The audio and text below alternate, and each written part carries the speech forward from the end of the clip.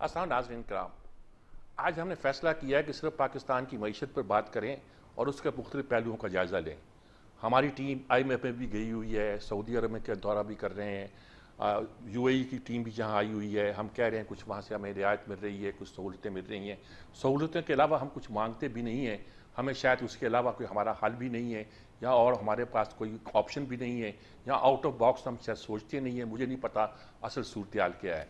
हमारे साथ सबसे पहले तो मौजूद हैं डॉक्टर अशफाक हसन साहब, पाकिस्तान के रिनाउंड इकोनॉमिस्ट हैं। इन्होंने पाकिस्तान की इकॉनमी को एक लंबे अरसे तक सर्व किया है, मुख्तलिफ पोजीशन में, मुख्तलिफ हैसियतों से और मुख्तलिफ हुकूमतों में, हत्ता कि मौजूदा हुकूमत में भी ये रहे और उसके बाद उनकी इकनॉमिक टीम के एडवाइज़र से थे और वो छोड़ा, रिज़ाइन दिया, दोबारा जब शौकतदीन आए फिर उसका हिस्सा बने। आजकल ये national university of science and technology, जिसे नस्ट कहते हैं, in itself a known name, उसके school of social sciences and humanities के प्रिंसिपल हैं, डीन भी हैं और ज़ाहिर है प्रोफेसर भी हैं। उनसे हम गुफ्तगू करते हैं पाकिस्तान की मौजूदा माशी सूरत हाल पर, फिर उसके बाद उसका तजिया करेंगे, मुख्तलिफ लोगों से उसके बारे में राय लेंगे। अस्सलाम वालेकुम डॉक्टर साहब। जी वालेकुम सलाम। डॉक्टर साहब, सूरत हाल ये है कि इस वक्त हम IMF के पास भी तल्ले मरले कर रहे हैं, सऊदी अरब के पास भी गए हुए हैं, होप दिला रहे हैं कि शायद कुछ मिल जाए, UAE के पास गए हुए हैं। हमारी मईशत में ख़राबी क्या है कि हम अपने पाँव पे खड़े नहीं हो पा रही थी?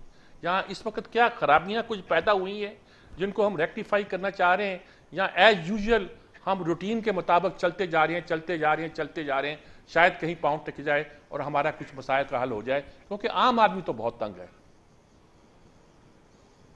पाकिस्तान के अंदर ना कोई जज्बा है और ना कोई, आप कह लें कि कोई अर्ज है कि हम एक अपने मुल्क की इकोनॉमिक पॉलिसी हम खुद बनाएं। हम इतने ज़्यादा डिपेंडेंट हो गए हैं IMF पे कि जब हमें ज़रा सा भी नज़ला ज़ुकाम हो हम फ़ौरन पहुंच जाते हैं वाशिंगटन डॉक्टर के पास में और कहते हैं यार हमें दवा दे दो। उसके पास एक एस्पिरिन की गोली होती है, वो हमें पकड़ा देता है, वक्ती तौर पे हम ठीक हो जाते हैं, फिर वापस आ जाते हैं और उसके बाद फिर अब उस मर्ज में मुब्तला होते हैं। तो हम गुज़िश्ता 34 साल से 34 years, Baring 4 years between 2004 and 2008 जब हम IMF में नहीं थे, बाकी हमेशा से हम IMF में रहे हैं। तो हमारी तो आदत ही नहीं है IMF से हट के कुछ सोचने की और कुछ समझने के लिए। तो हम जहनी तौर पे बहुत पस्त हो चुके हैं, बहुत नीचे चले गए, सोचने समझने की सलाहियत से हम बिल्कुल आरी हो चुके हैं।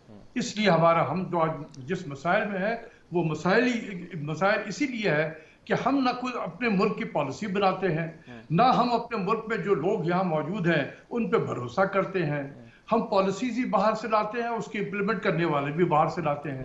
भाई जिसने पाकिस्तान की शक्ल नहीं देखी हो उसको क्या पता कि पाकिस्तान की मईशत और इसका स्ट्रक्चर जो है इकोनॉमी का वो क्या होता है। डॉक्टर साहब, आप ऑन रिकॉर्ड हैं कि आपने IMF के बारे में भी कमेंट्स किए थे जब आप बिल्कुल इनके साथ थे, और आपने CPEC के बारे में भी कमेंट्स किए थे। इस वक्त आप क्या महसूस करते हैं कि हम कहाँ, यानी कि कोई पॉलिसी हमारी नहीं है, IMF के पास चले जाते हैं, CPEC को रोल बैक कर रहे हैं, क्या क्या करें? क्या आपने बहुत बड़े ब्लंट, मैं कहूँगा, आपने कमेंट्स किए थे जहाँ तक मुझे याद पड़ता है। जी मैं वाहिद आदमी था, वाहिद आदमी थे, इसमें कोई शक नहीं है जी। जो मैं मना करता रहा प्राइम मिनिस्टर को, पिछले वाले प्राइम मिनिस्टर को, कि आप ना जाएं। लेकिन देखें IMF में अगर कोई प्राइम मिनिस्टर ना भी जाना चाहे तो उसे खींच के ले जाते हैं, बिल्कुल इसी तरीके से जैसे मदरसे में बच्चा अगर कोई मौलवी जब मारता हो उसे और वो डर से नहीं जाता है सुबह मदरसे में, तो मौलवी फिर जो वो 4 लड़कों को भेजता है कि फला को उठा के ले आओ घर से, तो फिर वो 4 लोग उठा के लेके जाते हैं मदरसे में बच्चों को। बिल्कुल इसी तरीके से इकोनॉमिक हिटमैन, ऑफ कोर्स यही तो इकोनॉमिक हिटमैन जो है तो उतरते हैं हमारे यहाँ, ये इकोनॉमिक हिटमैन होते हैं। ये रजा बाकर तो मेरे ख्याल में क्लासिक इकोनॉमिक हिटमैन था जो खुदा करके चला गया है। बस दुआ करें कि कोई दूसरा रजा बाकर ना आ जाए। अच्छा ठीक है, वहां से ना आ जाए। पाकिस्तान में बड़े अच्छे लोग हैं, ठीक है, उन पर भरोसा करें, ये ठीक होगा मईशत, इसमें ऐसी कोई बात नहीं है। चैलेंजेस बहुत हैं। आपका क्या ख्याल है कि हमारे पास क्या ऑप्शन है अगर इस वक्त हम IMF को से जान छुड़ाना चाहें, क्या करें हम? देखिए, आप तो आपकी जान तो अभी तो नहीं छूट सकती है। ठीक है, ठीक है, जब ये एक तो ये है कि इस प्रोग्राम को एक्सटेंड ना करें जो ठीक, ये हुकूमत करना चाहती है। ठीक है। ये प्रोग्राम 22 सितंबर 2022 में ये ख़त्म हो जाएगा। आप खुदा हाफिज का है, ठीक है, लेकिन लग रहा है कि हमने कहा कि ये मजीद जून 2023 तक आप इसको एक्सटेंड कर दें। मैंने कहा ना कि हमारे अंदर अब सलाहियत नहीं रही है, हाथ पैर सुन हो गए हैं, हमारे दिमाग सुन हो गया है, सोच भी नहीं सोचने की सलाहियत खत्म हो गई है, कुछ पॉलिसी बनाने की सलाहियत खत्म हो गई है, क्योंकि पॉलिसी बनी बनाई मिलती है वहां से, हम उसको इम्प्लीमेंट करते हैं। इम्प्लीमेंट करने वाले की सलाहियत डिपेंड करती है कि वो कितना अच्छा सिविल सर्वेंट है हमारा। अगर बड़ा अच्छा ब्राइट सिविल सर्वेंट है तो इम्प्लीमेंटेशन थोड़ी बेहतर हो जाएगी। अगर सिविल सर्वेंट की क्वालिटी जैसे गिर रही है, उस गिरते हुए क्वालिटी में सिविल सर्वेंट फिर उसने क्या करना होता है, उसने वक्त ही गुजारना होता है और मईशत बर्बाद होती चली जाती क्या है। ऑप्शन होगा बस आपको अगर कहा जाए कि आप कहते क्या ऑप्शन देंगे, आप क्या करें देखिए, हम? बात यह है कि हमने कुछ ज्यादा एक हौलनाक सा मंजरनामा पेश कर रहे हैं इकोनॉमी का, बिल्कुल ऐसा नहीं है। देखिए, इस साल हमारे लास्ट ईयर हमारा जो इकोनॉमिक ग्रोथ था वो 5.7% था। इस साल ये 5% प्लस के करीब होगा, या 5% हो जाएगा। तो ये कौन सी इसमें खराबी है कि अगर 5.7% और फिर 5% से अगर ग्रो कर रही है मईशत, तो ये बहुत दुनिया के बहुत सारी मईशत से बेहतर ग्रो कर रही है। आपके इंडस्ट्री तकरीबन 8% से ग्रो कर रही है इस वक्त। हमारे यहाँ जॉब्स क्रिएशन हुई है। हमने हमारा एक्सपोर्ट्स पाकिस्तान की तारीख का सबसे ज्यादा एक्सपोर्ट्स होगा। हमारा रेमिटेंस पाकिस्तान की तारीख का सबसे ज्यादा रेमिटेंस भी होगा इस साल। लेकिन साथ साथ पाकिस्तान की तारीख का सबसे ज्यादा इंपोर्ट भी होगा हमारा। यही सबसे बड़ी हमारी कमजोरी रही कि हम अपने इंपोर्ट को कर्व नहीं कर सके, इसलिए कि कोई डिजायर नहीं है लोगों के अंदर में। जो आप समझ सकते हैं कि मैं पहले वाले इससे पिछले वाले प्राइम मिनिस्टर के हाथ जोड़े मैंने कहा कि सर खुदा के वास्ते कमेटी बना दें कि जो नॉन एसेंशियल इंपोर्ट्स हैं, जिसमें अगर ना आए 2 साल तो पाकिस्तान में कोई क़यामत नहीं टूटेगी, आप उसको आइडेंटिफाई करें। 8 से 10 बिलियन डॉलर आप अपने इंपोर्ट को बचाएं। $1 बचाएंगे, $1 का मतलब वो आपने अर्न कर लिया है। लेकिन कहीं पर कोई, जैसे मैंने कहा, कोई डिजायर नहीं था।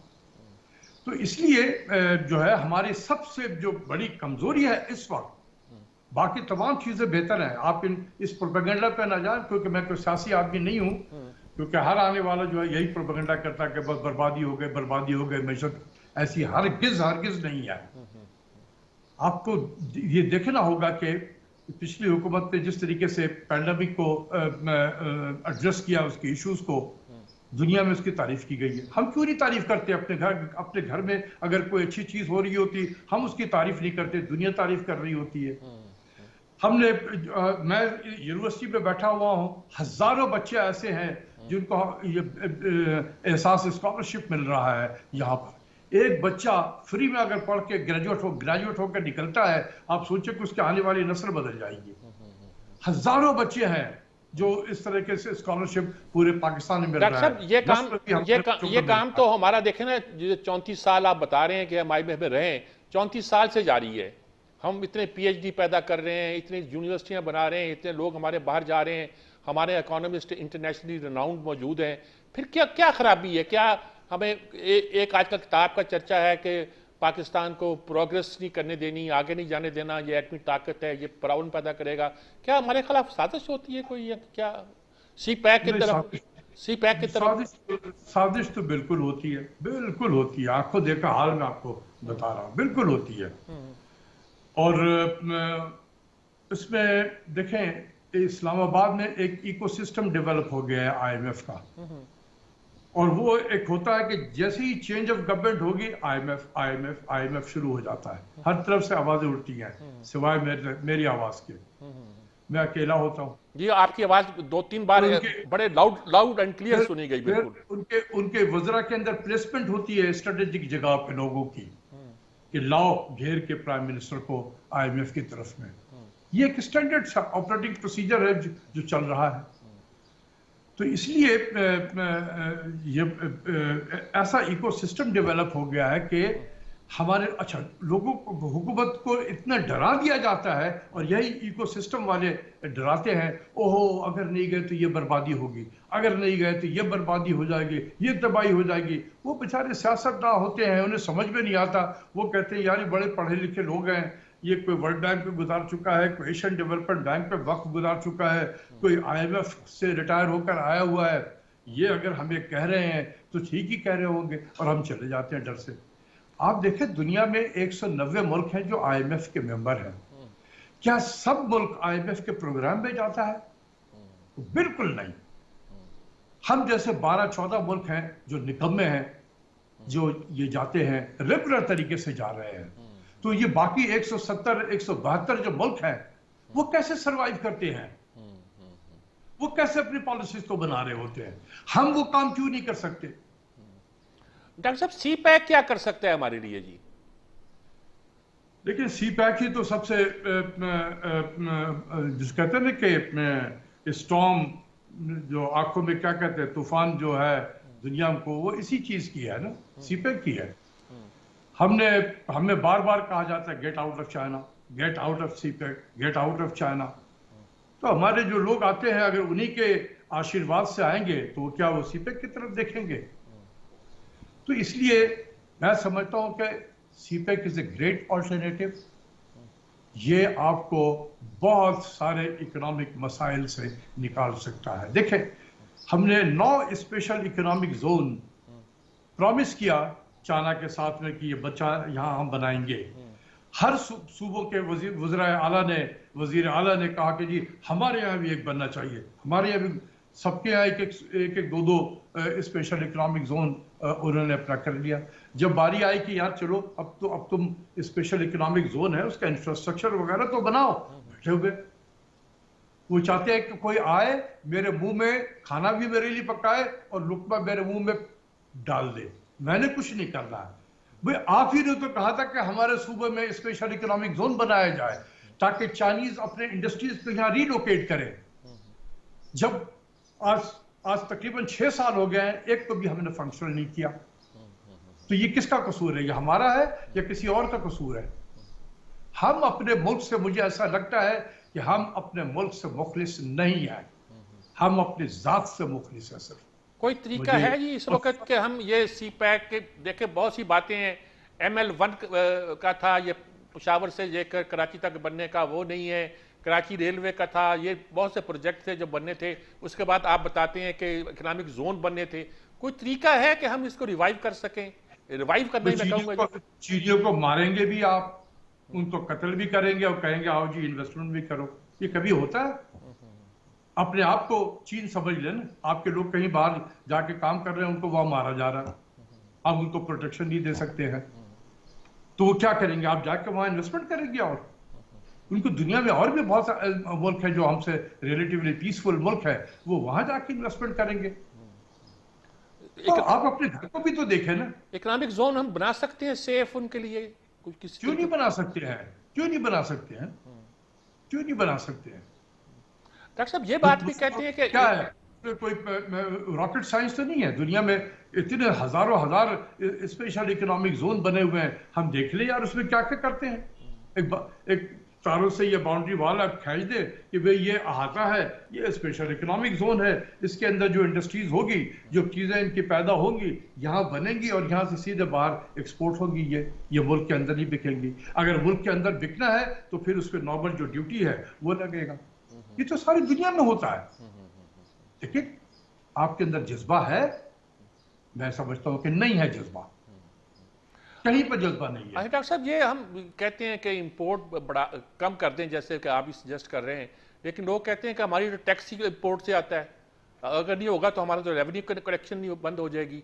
हम गाड़ियां मंगवाते हैं इसलिए कि टैक्स इकट्ठा करें, और उसके लिए पेट्रोल फिर आता है, पेट्रोल इसलिए आता है, बाकी कामों के लिए ज़रूरी है, इंडस्ट्री के लिए भी ज़रूरी है, मुल्क की मईशत के लिए ज़रूरी है, लेकिन हम पेट्रोल भी इसलिए बड़ी बड़ी गाड़ियाँ मंगवा लेते हैं, कर्जे पे मंगवा लेते हैं, बैंक लोन देते हैं और इंपोर्ट बढ़ाते हैं ताकि हमारी टैक्स शरह बढ़े। ये क्या हम कहाँ फंस नहीं गए हुए बहुत बुरी तरह? ये डिफीटिस्ट अप्रोच है। डिफीटिस्ट। जब एक कौम पस्ती में चली जाती है तो इसको यही चीजें अच्छी लगती हैं।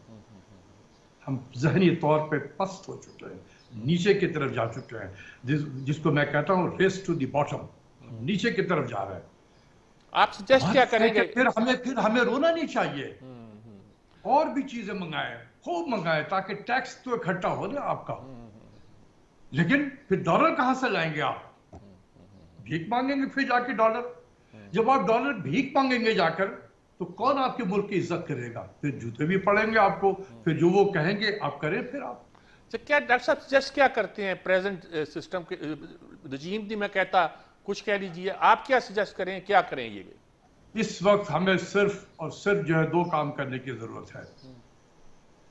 एक, इंटरेस्ट रेट को कम करें, जो अब मुझे खुशी है कि हमारे federation of chamber of Pakistan ने भी ये बात कही है। दुनिया में कोई मुल्क इस हाई इंटरेस्ट रेट पे कभी तरक्की नहीं कर सकता है। दूसरी चीज ये है कि आप अपने इंपोर्ट को कर्ब करें। कौन सी इंपोर्ट को? मैं मशीनरी की इंपोर्ट की नहीं बात कर रहा हूं।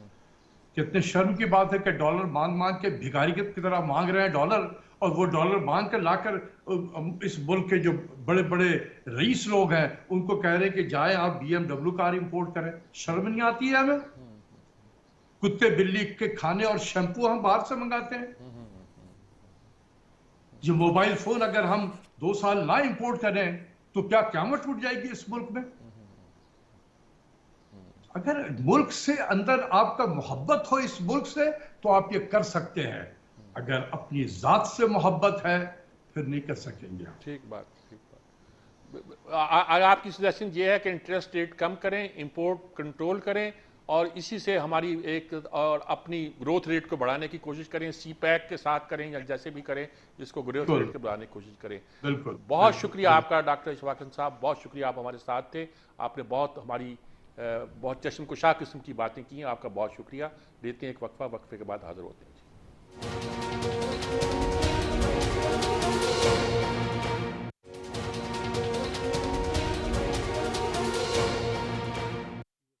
जी नाज़रीन कराम, हम गुफ्तगू कर रहे हैं पाकिस्तान की मईशत पर, पाकिस्तान के हालात पर, पाकिस्तान के अवाम पर क्या बीत रही है, मईशतदान क्या कह रहे हैं, रास्ता क्या दिखाई देता है। IMF के पास गए हुए हैं, सऊदी अरब के पास गए हुए हैं, UAE का वफद आया हुआ है। हम क्या करना चाहते हैं, क्या इसके अलावा रास्ता दिखाई देता है, CPEC कोई हल है कि नहीं है, ये सारी बातें जो हम करना चाहते हैं। अशफाक तोला साहब हमारे पास साथ मौजूद हैं। ये कराची के बहुत मुमताज़ कारोबारी शख्सियत भी हैं, और इनका एक लिहाज से जर्नलिज्म से तल्लुक़ है, इनके वालिद रहे हैं सहाफ़त के साथ, और इसके अलावा ये ख़ुद भी एक बहुत अच्छी मईशत पर नज़र रखते हैं। इसके साथ मुज़म्मिल असलम साहब मौजूद हैं हमारे साथ, और मुज़म्मिल असलम साहब जो हैं बहुत हमारे मईशत पर गहरी नज़र रखते हैं। उन टीमों में भी शामिल रहे हैं जो हमारी मईशत तैयार करती रही हैं, उनको बनाती रही हैं और उनको देखती रही हैं। उनसे भी हम राय लेंगे। तोला साहब, सबसे पहले मैं आपसे पूछना चाहता हूँ कि अभी आप बात सुन रहे थे इशफाक साहब की, इशफाक हसन साहब की, क्या कहेंगे आप कि हम IMF के पास ना जाएं? अगर CPEC का एक ऑप्शन मौजूद है, इंपोर्ट अपनी कम करें, कैसे करें पता नहीं, इंटरेस्ट रेट कम करें, कर सकते हैं कि नहीं कर सकते, डॉलर की कीमत पहले चढ़ी हुई है, कोई इलाज नज़र आता है आपको, हल नज़र आता है? गरीब आदमी तो बहुत परेशान है। जी, बिस्मिल्लाहिर्रहमानिर्रहीम। सजाद साहब, thank you very much for having me in the show. देखिए, एक्चुअली IMF में जाना ना जाना, जैसे डॉक्टर इशफाक कह रहे थे कि बहुत डिफिकल्ट डिसीजन होता है, और ये कोई जरूरी नहीं है हर कंट्री जाए।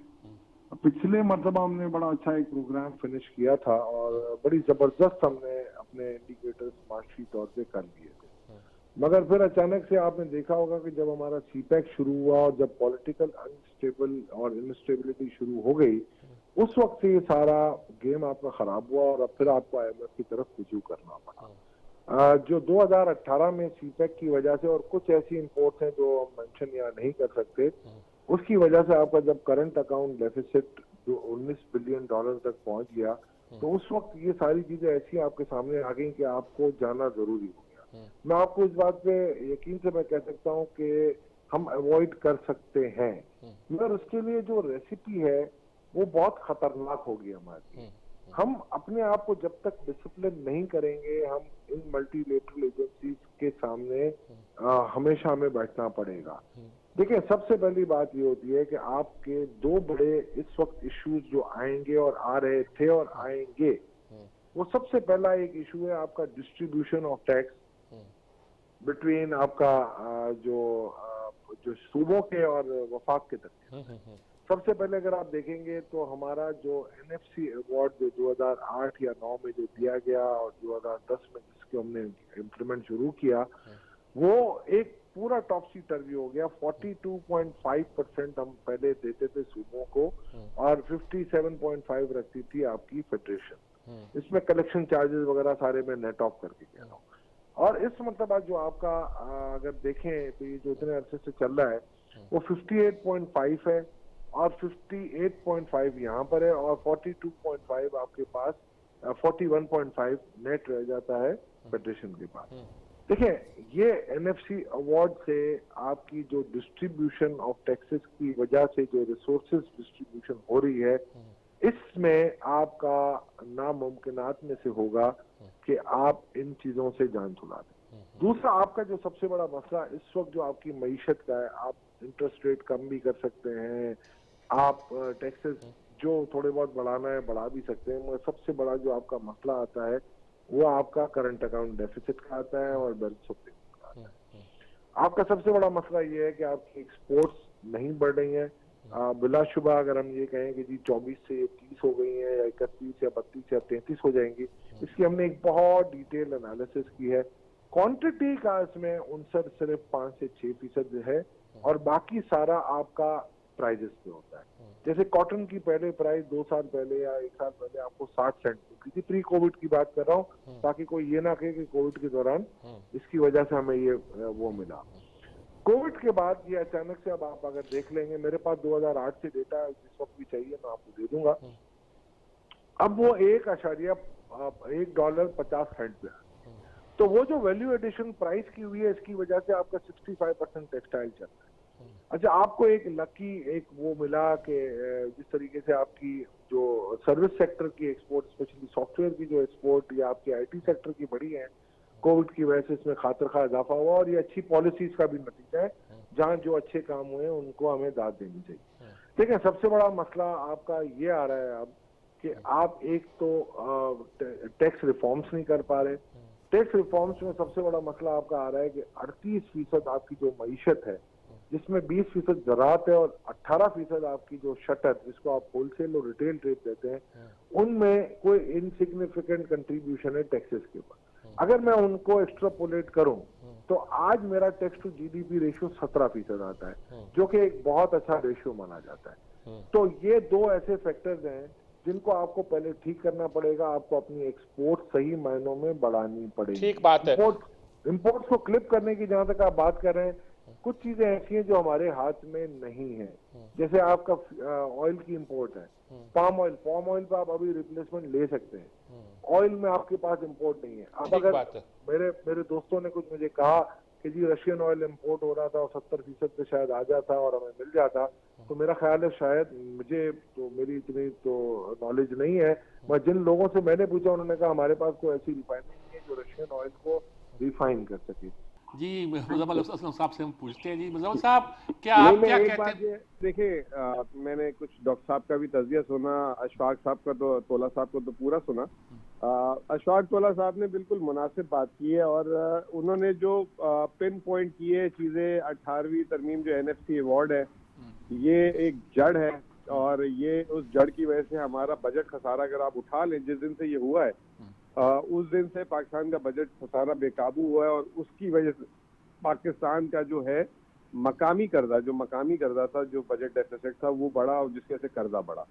तो ये हमने जब उस वक्त सूबों को खुद मुख्तारी दी तो कभी उसके पीछे कोई स्टडी नहीं की थी कि ये 58% जो हम उनको रेवेन्यू में हिस्सा दे देंगे, उसके जो है मुजरात किए होंगे। वो एक सियासी फैसला, और वो उस वक्त सारे, जिस तरह आज एक पीडीएम जमा हुई हुई है, उस तरह की भी उस वक्त भी एक पीडीएम बनी थी और उन्होंने जो है यूनानिमसली जो है फैसला कर दिया था।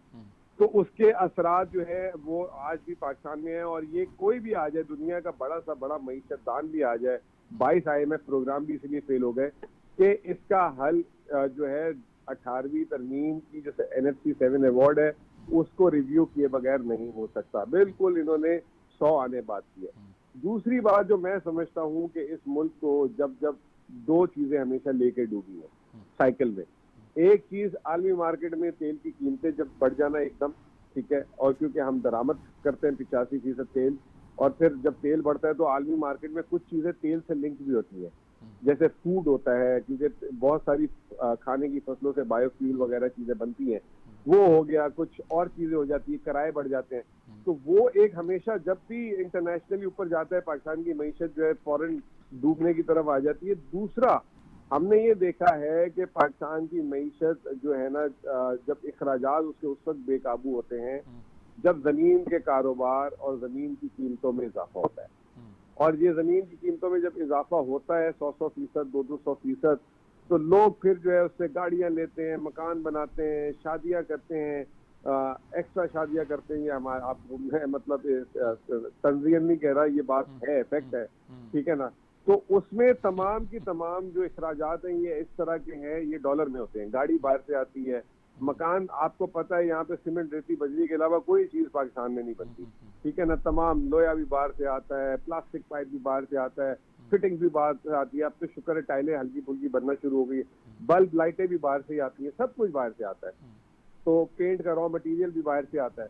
तो वो जो है हमारे इखराजात एकदम जो है ना ठक करके ऊपर चले जाते हैं। डॉक्टर साहब ने, डॉक्टर अशफाक कह रहे थे आपको कि जी दरामदात पे पाबंदी लगा दें, लेकिन दरामदात पे पाबंदी ना लगाएं। कभी भी कोई चीज पाबंदी से अच्छी नहीं होती। आप ये देखें कि जी क्या ऐसी चीज है जिसकी वजह से ये चीज लोगों को मजबूर करती है इस तरह के खर्चे करने से, आप उसको कंट्रोल करें। और मैं समझता हूँ कि इसी वजह से जो ये रियल स्टेट है, ये रियल स्टेट की कीमतें जो है ना पाकिस्तान में जिस तरीके से बढ़ती हैं दुनिया में ऐसे नहीं बढ़ती। आप आज से 10 साल पहले लंदन में अगर कोई मकान लेने जाते तो 2.5 लाख 3 लाख पाउंड का वही मकान आज भी 3.5 लाख पाउंड में मिल जाता है। पाकिस्तान में जमीन की, दुनिया में जमीन की कीमत नहीं होती, उसके ऊपर जो इमारत होती है उसकी कीमत होती है। पाकिस्तान में जमीन की कीमत पे इकट्ठा हो ही जाता है, वो हो ही जाती है। दूसरी चीज, हमें ये तीसरी दफा हुआ है मेरी अपने 20 सालों में, 22 सालों में, जब से मैं मईशत कवर कर रहा हूँ, कि हमें हमेशा पेट्रोल लेके गया है। हम क्यों नहीं उसका ऑल्टरनेट पे काम करते हैं, इंपोर्ट सब्स्टिट्यूशन में। हम यही बार बार सुनते हैं कि जी पाकिस्तान जो है तेल और गैस के ज़खायर से माला माल है। चले नहीं, हम मानते हैं अल्लाह ने हमें थरकोल दिया है, उसको हम क्यों नहीं उसका फायदा उठा रहे। कहते हैं पता नहीं 200 साल 300 साल तक का कोयला है वहाँ पे, उसको एक्सप्लोर करें। फिर हमारे पास इतनी बड़ी अपॉर्चुनिटी डैम की है, हम डैम के थ्रू जो है चीजें प्रोड्यूस कर सकते, मतलब बिजली पूरी लेके जा सकते थे। हमने 1975 के बाद उस पर तवज्जो ही नहीं दी, और उसको भी साहब ये सारी बातें ठीक हैं, ये लॉन्ग टर्म प्लानिंग है, शॉर्ट टर्म क्या करें? शॉर्ट टर्म तो मैंने आपको बता दिया ना कि आज सबसे पहले जो है ना प्रॉपर्टी की कीमतों को गिराने के ना लिए कानून बनाए कोई, या तो FBR वैल्यूएशन बढ़ा दे, ठीक है ना, या आप उसकी जो प्रॉपर्टी से जो मुनाफा मिलते हैं उस पर इतना मुनाफे पे टैक्स ही नहीं है उसके ना होने जैसा, लोग दिखाते ही नहीं है। तो ये चीजें जो है जिससे डिस्करेज हो, जिस चीज से जेब में पैसा आएगा तब खर्चा होता है ना सर। बगैर पैसा आए तो कोई खर्च नहीं कर सकता ना, आपके पास पैसे नहीं होंगे आप खर्च कैसे करेंगे। तो आप जेन्युइन कारोबार से कमाएं। और दूसरी चीज ये कि हमारा जो तवाजुन है ना रुपए और डॉलर में कमाने का, वो बहुत आउट है। पाकिस्तान में जो 100 रुपए पाकिस्तान कमाता है ना, उसमें 92% रुपए में कमाते हैं और हम 8% डॉलर में कमाते हैं। और जो हम दरामद करते हैं ना, वो जो हमारे मुल्क में जो खरीदारी होती है वो 22% डॉलर से होती है। यानी 8% आप डॉलर कमा रहे हो और जो है बाहर से 22% मंगा रहे हो, तो आपका खजाना भी कम होना है और आपको बाहर डॉलर में भी कर्जा लेना है। तो आपको अपनी डॉलर बेस आमदनी और रुपए बेस आमदनी को भी तब्दील करना होगा। ये शॉर्ट टर्म इसके वो है हल इसका। बिल्कुल बिल्कुल ठीक फरमाया आपने। मेरा ख्याल में इसके साथ ही हम एक वक्फा लेते हैं। सारी सूरत हाल जो हमारे सामने वाजे हुई है वो बहुत वाजे है। हमारे पास IMF के पास जाने की वजह से बहुत से प्रॉब्लम पैदा हुए हैं। कुछ लोग इसको शुएब के ज़माने से, महमद के ज़माने से गिनते हैं और कहते हैं कि उसके बाद पहले जब पाकिस्तान के इकोनॉमिस्ट थे चौधरी मोहम्मद अली या इब्न गुलाम मोहम्मद साहब, जो वैसे तो गवर्नर जनरल के तौर पर बड़े बदनाम हुए, उन्होंने कभी इसको डेफिसिट बजट पेश ही नहीं किया था। हमेशा फाजिल बजट रहता था, अपने वसाइल के अंदर जीते थे, जो कुछ कमाते थे खाते थे, खुशहाल थे। और खुशहाली ही हमारा जैसी भी उस ज़माने की थी वही लगता था। ये नई मईशत की पॉलिसी बनी, उसके बाद जब जहाँ तक पहुँचे, अब IMF के वो चुंगल में इस तरह फंसे हैं कि हम कहते हैं कि इकनॉमिक दहशतगर्द जो हैं, हिटमैन जो हैं, वो हमें तंग कर रहे हैं।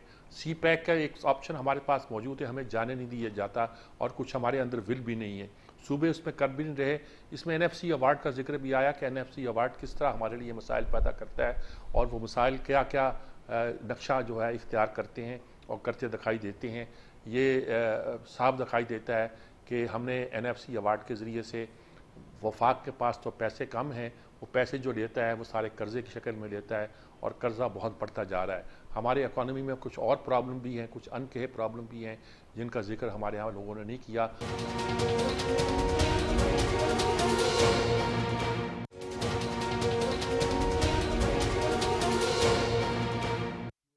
जी नाज़रीन कराम, अब बहस को हम कंक्लूड करना चाहते हैं और हमारे साथ डॉक्टर कैस असलम साहब मौजूद हैं, पाकिस्तान के मुमताज़ माहिर माशियात हैं, उनसे हम बात करते हैं। ये लफ्ज़ ऐसा माशियत गलत निकला किसी के मुंह से कि मेरे भी निकलते हुए कभी कभी मैं पता नहीं क्या कह जाता हूँ, माशियात कह जाता हूँ या क्या कह जाता हूँ, या माशियात नहीं कह सकता तो पता नहीं क्या कह जाता हूँ।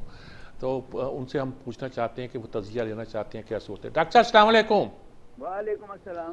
डॉक्टर साहब, गुर्बत बहुत है, बेरोज़गारी बहुत है और लोग तंग बहुत हैं, महंगाई बहुत है, और उधर हम कहते हैं हम IMF के पास फिर जा रहे हैं, कभी कहते हैं सऊदी अरब के कुछ को लेके गए हैं, कभी कहते हैं UAE वाले यहाँ आ रहे हैं, कभी कहते हैं शायद CPEC फिर बहाल हो जाए, पता नहीं होता है कि नहीं होता। कोई नज़र आता है कोई आपको रे ऑफ होप के कुछ मुल्क में कोई बेहतरी का नक्शा नज़र आता है? क्या करना चाहिए? सर मुझे शॉर्ट रन में तो कोई बेहतरी का नहीं नज़र आता, क्योंकि इस मुल्क के जो इकोनॉमिक फंडामेंटल्स हैं वो ठीक नहीं हैं और किसी भी हुकूमत ने आज तक उन फंडामेंटल्स पे गौर नहीं किया। हम सिर्फ जो यहाँ के पढ़े लिखे लोग हैं, यहाँ के जो पैसे वाले लोग हैं, वो करप्ट पैसा हो, ब्लैक मनी हो या वाइट हो, उनके ऊपर कंसंट्रेट कर रहे हैं। बल्कि वाइट मनी पे टैक्स लगाते हैं, ब्लैक मनी को हम मराते देते हैं, जिसके ऊपर ये मईशत 3.5% से 5% तक चली जाती है। मगर ये अमीरों की मईशत है, उसको कोई प्रॉब्लम नहीं। जो बातें आप पूछ रहे हैं कि IMF जो है उसने सख्ती करनी है और इन्होंने उनकी बातें कुछ माननी है, कुछ नहीं माननी। जो सऊदी अरब है उन्होंने भी कुछ जो डिप्लोमेटिक शर्तें लगानी है वो इनके बस में नहीं है। चाइना जब तक CPEC रिवाइव नहीं होता है, चाइना भी अब इनकी मदद नहीं करेगा। बात यह है कि ट्रस्ट डेफिसिट बहुत ज्यादा है पाकिस्तान के ऊपर दुनिया का। हम अपने मजदूर को जो है ना प्रॉपर उजरत देते हैं, ना ही हम उसको ट्रेनिंग दे रहे हैं। हम अपने बच्चों को अच्छी स्कूलिंग, साइंटिफिक स्कूलिंग नहीं दे रहे, उनको स्किल दे ही नहीं रहे। एंटरप्रेन्योर्स को भी हम रास्ते नहीं देते कि क्या क्या क्वालिटी प्रोड्यूस करके हम बाहर भेज दें। तो चीजें सिर्फ हम इतना ही चाहते हैं कि टैक्स आए, टैक्स को चोरी कर लिया जाए और अपना घर चला लिया जाए। हम हुकूमत में चले जाएं तो हमें मुफ्त पेट्रोल, मुफ्त बिजली, मुफ्त घर मिल जाए।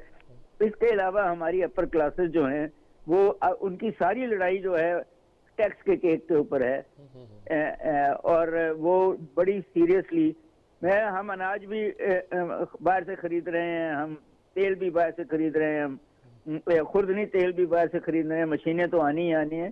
तो जब तक आप फंडामेंटल्स को ठीक नहीं करेंगे, या तो फिर आप ये कर लें कि मल्टीनेशनल्स को कहें कि पाकिस्तान में आके कम्पीट करके हमें क्वालिटी प्रोडक्ट्स देना शुरू कर दें और एम्प्लॉयमेंट जनरेट करना चले, तो फिर तो हम लिंक हो जाएंगे। मगर अगर हम यही समझते हैं कि हम टेक्सटाइल बेच के, चावल बेच के चीजें ठीक कर लें तो वो नहीं होंगी। तो शॉर्ट रन तो बिल्कुल मल्टीनेशनल आ जाएंगी हमारे कहने पर। जी बिल्कुल आने को तैयार होंगी वो, अगर हम उनको जगह दें कि जी ये जमीन पे ऊपर आपने टूरिज्म के बड़े बड़े होटल बनाने हैं, इस जमीन पे आपने जो है वो compete करना है। कोई जिसको हम कहते हैं लैपटॉप्स बना के बाहर बेचना, हम बिल्कुल जब तक हमारे जो सोने की कानें हैं और हमारी जो जेवरात की कानें हैं, जब तक हम ऑनिक्स की कानों को इंटरनेशनल प्राइसेस पे नहीं बेचेंगे, और वो भी हम नहीं पाकिस्तानी उसको नहीं निकाल सकते, ये फॉरेनर निकालेंगे, फिर ही मल्टीनेशनल्स आएंगी।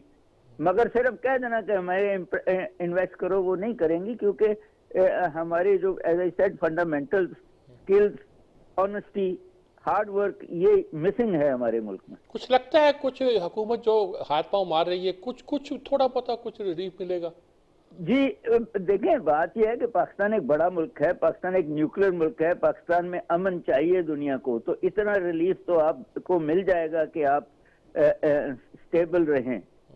मगर वो जिन शर्तों पे मिलेगा वो पता नहीं, आपकी अगली हुकूमत को वो शर्तें पूरी करनी पड़ेंगी।